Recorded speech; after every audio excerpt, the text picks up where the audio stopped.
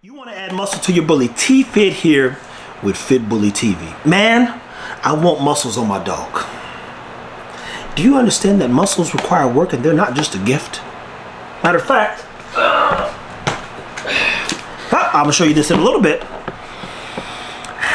You've all heard of genetics. That man is genetically gifted. Now the pit bull and bully breeds, their breeds design, keyword is design, they're designing the dog rooted in muscle. Well, what does muscle look like? It's a matter of perspective and perception. Some people like Ronnie Coleman. Some people like a more sleek look. We'll say Tom Brady. Or if you really like football, an Adrian Peterson look. Some people like ectomorphs. Some people like messes. Some like endos. So what do you feed your dog to bulk it up? For one, if the dog is under 1 year old, I would not recommend you do any bulking. I would encourage you to manage the dog's overall health and weight and allow the dog to grow up. If a dog under 1, definitely before his growth plates closes, gets overweight, you will shift the structure of the dog and it will never structurally be sound. Long term, what does that mean? Hey, my dog is throwing splayed feet. Well, you can epigenetically change, which means change its environment by making sure it's overweight, and the feet do like this, they turn out. So I get that message common times, man, I got a 6 month, 7, 8 month old dog. He's not faring well. And then mind you, no one talks like I do. So when I'm saying these things, I'm like, I don't know how to say it another way. He's not getting the muscle I saw on his mama and daddy, or they're even worse, comparing the dog to a sibling they may have seen. Therefore, I always encourage them to please slow down. Let the dog grow up. The beauty about this is if you have kids, and I don't have any kids, so I can't say it completely, but I can say I've watched some athletes become young men, and some of them were around me at 14 and seeing them at 18. I tell you, they're two different kids.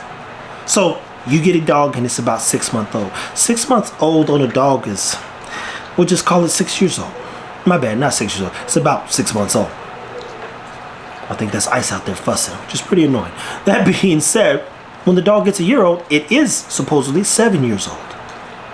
So let's ask ourselves this question. What should a 7-year-old look like? You know, every now and then there's a video pops up of some amazing kid. What does a 7-year-old need? Well, stay tuned. I'll walk you through exactly what I would feed my dog if I was trying to add some good healthy weight and not overdo it. Well, I now have a 2-year-old dog and he's still not looking the way that I want.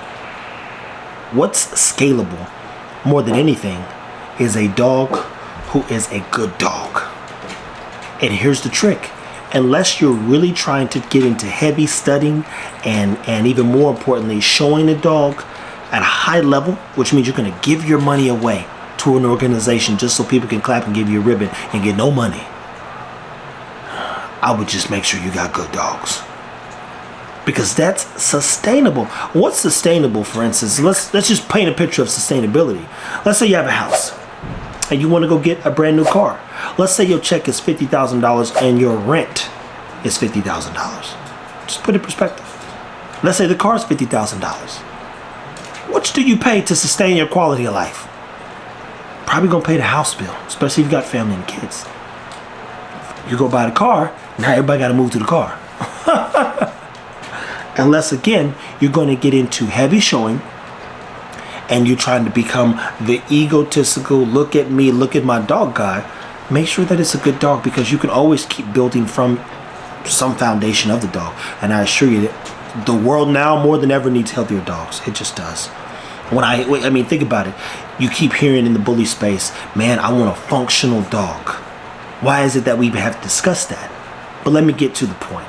You guys want to know what to feed your dog. My top 3 proteins are eggs, venison, and depending on what you're doing and what time of year it is, sometimes a leaner lamb. Your red meats act like casein. Do you know what casein is? In the bodybuilding world, it slows down the digestive system in a way that releases amino acids slower over a longer period of time, which allows for, depending on what you've done working out wise, recovery. Now that probably went over your head. It did the first time I read all this information to come to that conclusion. And that wasn't in a book. That was in 4 or 5 books. And I had to make sense of it. And then you go to your GNC and you see, oh, they sell casein protein. They sell an egg protein that smells like ass. They smell a hydrolyzed whey, an isolate, etc., etc. But what do you do when you want to add healthy weight to your dog? You use red meats that slow down the digestive system, because oftentimes deer, aka venison, is low in what? Fat. So for every 4 ounces of meat, objectively, you get about 2.5 grams of fat.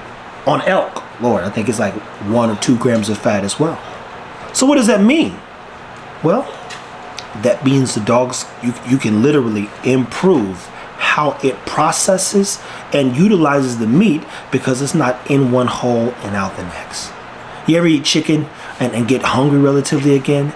You ever eat beef and go to sleep? I mean, that's literally what we're talking about, people. So if I were to be in your shoes, which I'm not, because I'm not fascinated with how, having a 130-pound dog, but if I were to be in your shoes and I was like, man, I'd really love to add some weight to my dog and I want it to be healthy, I'd start with the package and add 4 ounces every day. If I start seeing the weight, be it you measured the dog, weighed the dog prior, then I would turn around and do what? Add another 4 ounces next week. So now the dog in every meal that you choose to feed is eating 8 ounces on top of dog food. Now this, to be clear, is for dog food people. If you're a raw feeder and you already know all your numbers, I would slowly but surely still add about 4 ounces of meat every week until you get to what comes in the package oftentimes, and that's a pound. And once you get to a pound, you will see a healthy progression. Now mind you, getting to a pound takes what? 4 weeks. Now here's the beauty about mitosis. It happens over the first 3 years of your dog life, and it's rigorous in the first what? Year of your dog's life. Your dog goes from being some cute puppy to some goofy looking motherfucker to some okay dog, and then by 16 months you say, look, we've got a dog here. And by 2 years you go, oh no, I like the way he looks. Let's put him out there in the earth and see what happens. But when we start talking about physical progression by way of food, you simply do it by slowly adding integral proteins so that so you can see even how your dog's managing the adjustment.